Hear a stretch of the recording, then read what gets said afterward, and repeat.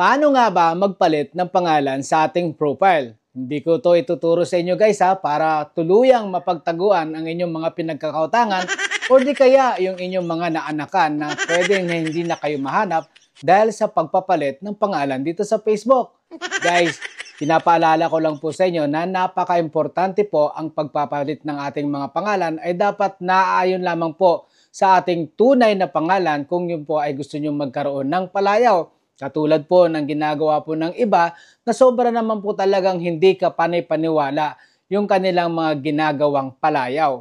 For instance po, na nakapagtaka, ang pangalan mo ay Juan de la Cruz pero ang nakalagay sa iyo ay Uno. Yun pala ay dahil sa Juan, English ay Juan, kaya naging Uno. O di po ba? So guys, panoorin nyo lamang po to at sundan nyo.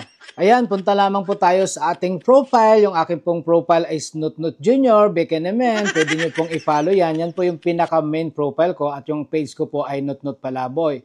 So scroll down lamang po tayo at hanapin po natin itong settings. So dito po sa settings, i-click po natin yan. At meron po tayong maitang account center. So inulit ko po, in case na wala po kayong account center, pwede nyo pong i-search dyan. Ayan guys, lalabas na po siya. Pagkatapos, i-click nyo po itong personal details.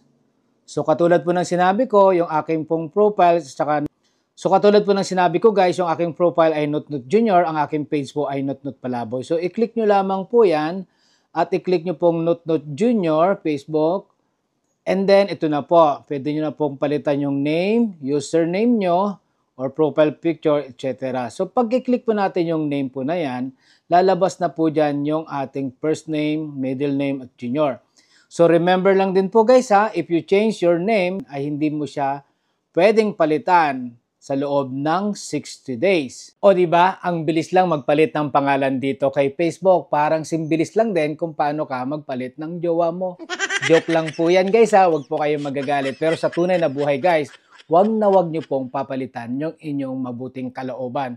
Dahil yan po ang pwede nating ipagmalaki sa ating sarili. Kung gaano man po kabilis magpalit ng mga partido dito sa ating gobyerno, lalo-lalo na sa nalalapit ng mga impeachment at talagang lumalabas na yung kanilang mga tunay na anyo, well, hindi po sinutnut palaboy. Kaya bumalik po kayo dito araw-araw as long as na merong katulad mo na baguhang content creator na willing matuto at gustong makinig ng aking mga payo, kung ako sa'yo, much better, i-share mo na rin yan. Pero siyempre, dito, meron kang matututunan, tatamaan ka nga lang, pero mapapabungis-ngis ka naman. Bye!